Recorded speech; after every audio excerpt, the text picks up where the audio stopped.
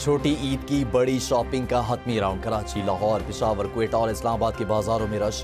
بچے، بڑے اور خواتین من پسند اشیاء خریدنے میں مصروف۔ کپڑے، جوتوں، جیولری سمیت دیگر اشیاء کی فروخت میں اضافہ۔ کپڑوں کی خریداری کے بعد خواتین کو میچنگ جیولری کی تلاش۔ منفرد اور خوبصورت جیولری سٹالز پر خواتین کا رش۔ نت نئے ڈیزائنز کی چوڑیوں میں خصوصی دلچسپی۔ مہندی کے سٹالز پر بھی خواتین کا رش۔ بچوں کی کھلونوں کی خریداری میں دلچسپی۔ مرد حضرات ریڈی میڈ کپڑوں کو ترجیح دینے لگے۔ خواتین کی بڑی تعداد نے بیوٹی پارلرز جبکہ مردوں نے سیلونز کا رخ کر لیا۔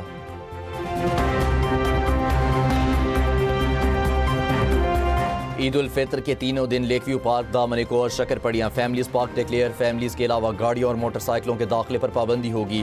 اسلام آباد ٹریفک پولیس کے خصوصی دستے ٹریفک کی روانی یقینی بنانے کے لیے تعینات ہوں گے۔ پولیس کی شہریوں سے ٹریفک ایڈوائزری پر عمل کرنے اور ٹریفک افسران کے ساتھ تعاون کی اپیل۔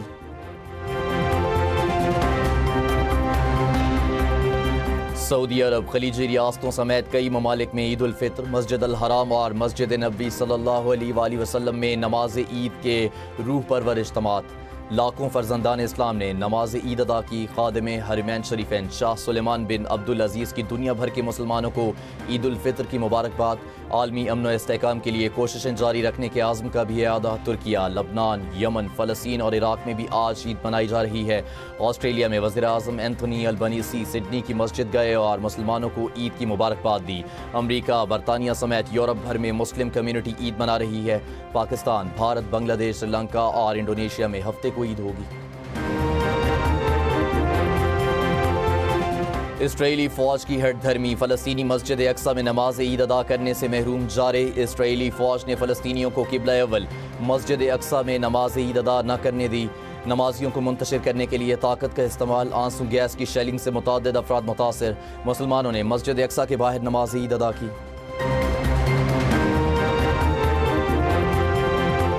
وزیر اعظم شہباز شریف کا مصر کے صدر سے ٹیلی فونک رابطہ۔ عید الفطر کی مبارکباد دی۔ دو طرفہ تعلقات کو مزید مضبوط بنانے اور تعاون کو فروغ دینے کے لیے پاکستان کے عزم کا اعادہ۔ وزیر اعظم شہباز شریف کا ملیشین وزیر اعظم کو ٹیلی فون، عید کی مبارکباد دی۔ ایران اور خلیجی خطے میں جاری کشیدگی میں کمی لانے کی ضرورت پر زور۔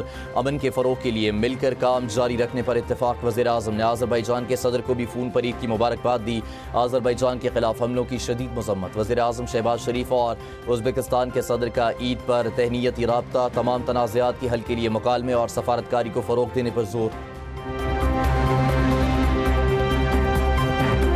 شکست خوردہ ٹرمپ نے نیٹو اتحادیوں کو ایران جنگ میں شامل نہ ہونے پر بزدل قرار دے دیا۔ کہا اتحادیوں نے آبنائے ہرمز کی سیکیورٹی کے لیے فوج نہ بھیج کر غلطی کی۔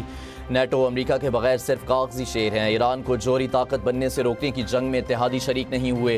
تیل کی قیمتیں بڑھنے کے باوجود نیٹو ممالک تعاون نہیں کر رہے۔ آبنائے ہرمز کھولنا آسان اور کم خطرناک اقدام تھا جو اتحادیوں نے نہیں کیا۔ بزدلانہ رویہ یاد رکھا جائے گا اور سب کو معلوم رہے گا۔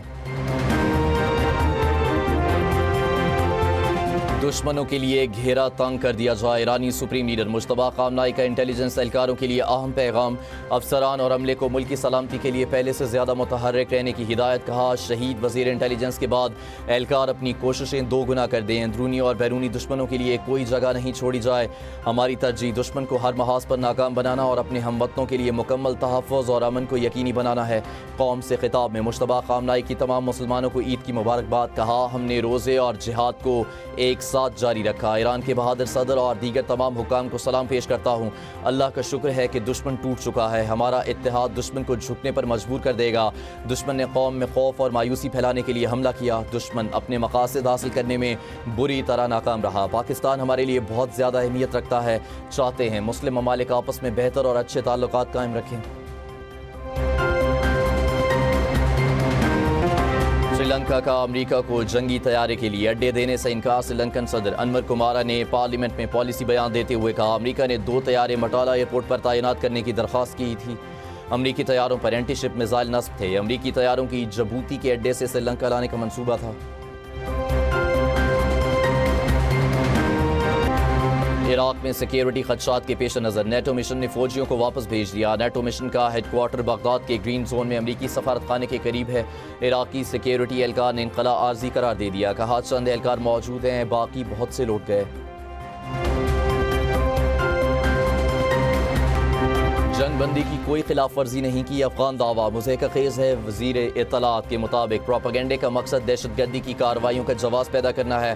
پروپیگنڈا شاید طالبان رژیم کے اندر موجود مخالفین کی طرف سے بھی شروع کیا جا سکتا ہے۔ پاکستان واضح کر چکا ہے کسی بھی کارروائی پر عارضی وقفہ ختم ہو جائے گا۔ دہشت گرد کارروائیوں اور سرحد پار حملوں کا پوری طاقت سے جواب دیا جائے گا۔ پی ٹی اے کی سی ایم اوز کو 5G سروس شروع کرنے کی اجازت، جیز، یوفون اور زون کو 5G لائسنس جاری۔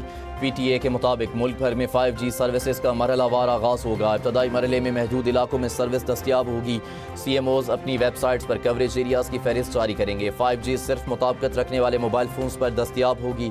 سروس کا انحصار نیٹ ورک اور علاقے کی دستیابی پر ہوگا۔ پی ٹی اے کی صارفین کو 5G سیٹنگ فعال رکھنے کی ہدایت۔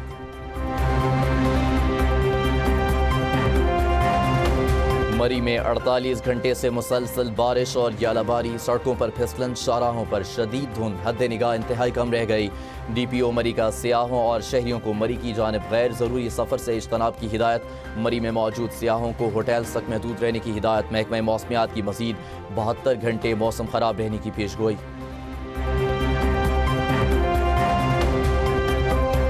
اور پی ایس ایل 11 کی ٹرافی لاہور پہنچ گئی۔ ٹور کا آغاز مزار قائد سے ہوا، جس کے بعد ٹرافی کو کراچی میں ایمپریس مارکیٹ، سی ویو، میری ویدر ٹاور اور لیاری لے جایا گیا۔